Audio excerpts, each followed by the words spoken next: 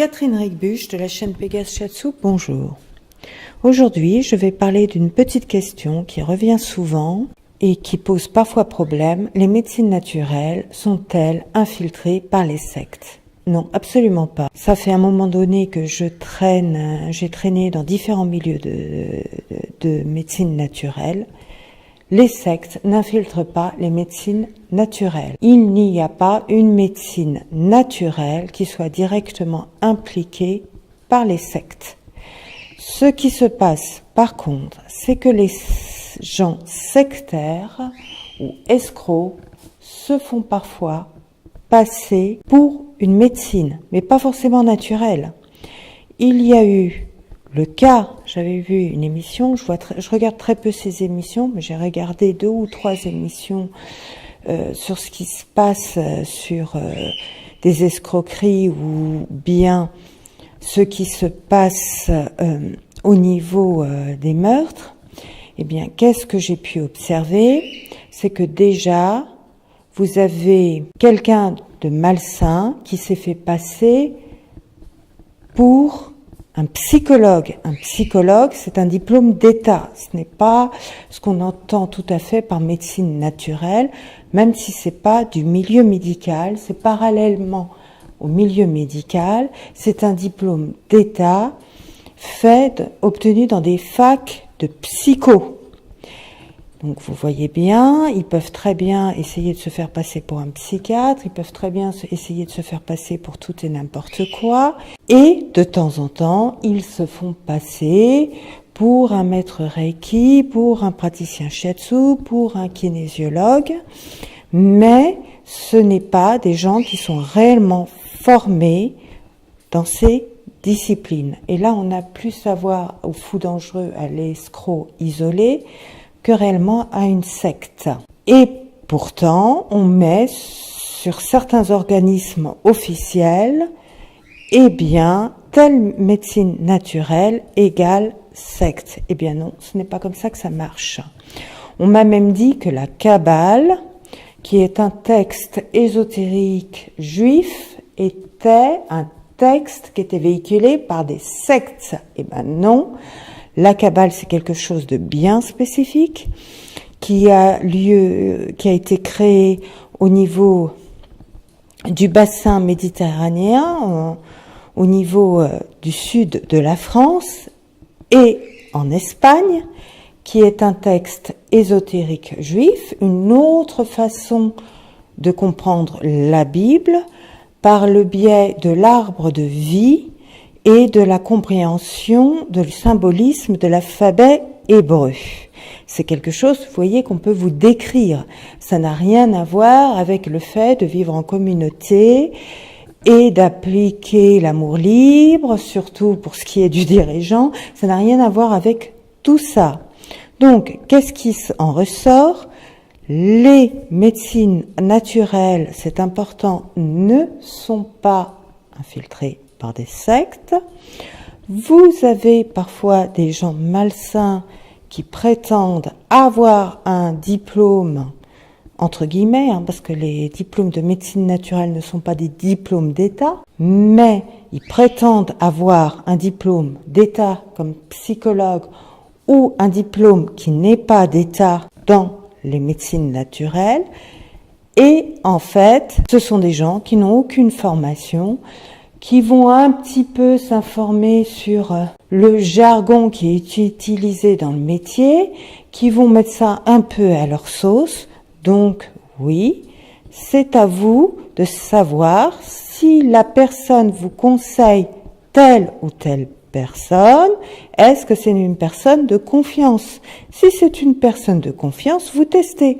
Si c'est pas une personne de confiance qui vous raconte tout le temps des bobards, il y en a de plus en plus, à ce moment-là, méfiez-vous, renseignez-vous un peu auprès de d'autres clients, qu'est-ce que cette personne est, qui elle est. Mais les médecines naturelles ne riment pas avec les sectes. Par contre, les médecines naturelles riment avec un processus qui s'appelle écologie. Donc, vous soignez par les médecines naturelles. Pourquoi? Ça rime avec écologie. Ça rime avec écologie parce que ce sont des gens qui ont, par leur niveau spirituel, une volonté de vivre autrement, le moins chimiquement possible. Et je dis bien le moins chimiquement possible. Il s'agit pas de camper autour du feu de bois, même en hiver. Hein, non, c'est pas ça du tout. Il suffit pas de couper complètement le chauffage. Les anciens se chauffaient moins que nous. On se chauffe peut-être un peu trop, c'est vrai. On n'a plus l'habitude de se couvrir correctement en hiver à cause de ça. Mais ça rime avec écologie parce qu'on essaye de retourner aux sources. Comment on vivait avant l'ère industrielle et comment concilier l'ère industrielle et un retour plus respectueux avec la nature. Ça rime vraiment avec ça et avec ces gens-là, vous pouvez vraiment discuter écologie, ce qu'elle est réellement et non pas seulement les impacts néfastes de l'industrie, mais carrément sur les populations. Ce sont des gens qui sont très ouverts quand on leur parle de la beauté de la nature, de la beauté d'une plante, ce qu'elle est capable de faire, de la beauté d'un animal, à quoi il sert, carnivore et herbivore. Ce sont des gens qui vont écouter, parce qu'ils ont l'habitude d'écouter avec leurs clients déjà, et non pas se refermer et dire « Ah mais moi j'ai appris en fac que c'était comme ça », ou à l'école, et c'est comme ça, et puis de toute façon, oui, comme une infirmière là que j'ai rencontrée, faut pas qu'elle chute, alors la petite vieille, faut l'enfermer tous les soirs, même si elle est avec son fils dans sa maison, faut l'enfermer tous les soirs, et puis il faut mettre des babyphones pour écouter si elle se lève la nuit, vous voyez la vie.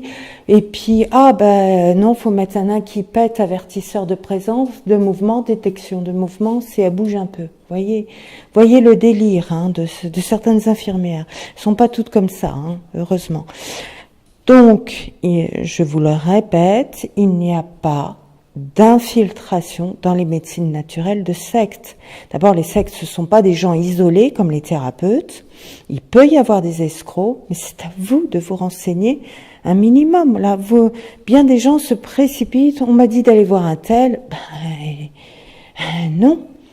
Et c'est pas toujours des gens formés. Évidemment, si c'est pas des gens formés, vous ne vous attendez pas à un gros résultat derrière. Et puis, oui, il y a eu, moi j'ai vu ça dans une émission, un gars, il se prétendait psychologue, il avait aucun diplôme, il faisait déshabiller ses patientes. Ça, c'est pas normal. Je veux dire, pour une séance de psychologie, de faire déshabiller quelqu'un encore, pour faire pointer des aiguilles d'acupuncture, on peut comprendre, et encore dans une certaine limite. Je veux dire, si on ne touche pas certains points, on vous fera garder votre slip. Il n'est pas nécessaire d'être obligatoirement tout nu, et puis il ne doit y avoir aucune interaction sexuelle. Moi, on m'a dit, un gendarme, j'ai dû lui dire, non, le massage californien, ce n'est pas un massage où le thérapeute se déshabille. C'est un massage, j'ai une amie qui fait ça, c'est un massage où on se déshabille, où on est nu. Bon, je ne trouve pas que ce soit un massage qui apporte grand-chose, personnellement, pour en avoir reçu un. Mais ce n'est pas un massage qui dérive sur des dérives sexuelles. Ça, c'est des prostituées qui veulent faire leur pub et qui, malheureusement, nous créent beaucoup de problèmes, parce que elles se prétendent masseuses, elles ne sont pas du tout masseuses. Donc, quand vous téléphonez à quelqu'un, allez voir s'il a un site avant de lui casser les pieds pendant 1 heure pour lui demander de se déshabiller et d'avoir une certaine pratique. Normalement, moi en shiatsu, on se déshabille pas du tout. En Reiki, on se déshabille pas du tout. Et c'est vraiment dans les optiques de Reiki et de Shiatsu traditionnel. Vous allez me dire, mais le Reiki, ça date pas longtemps. Oui, mais on l'appelle quand même traditionnel parce que il est dérivé de techniques traditionnelles créées par un moine Tendai. Donc c'est un peu particulier, c'est dans le traditionnel le seul qui soit à peu près récent. Et par quelqu'un qui a fait de longues études, c'est un peu à part le Reiki. Et voilà, je vous remercie de m'avoir écouté.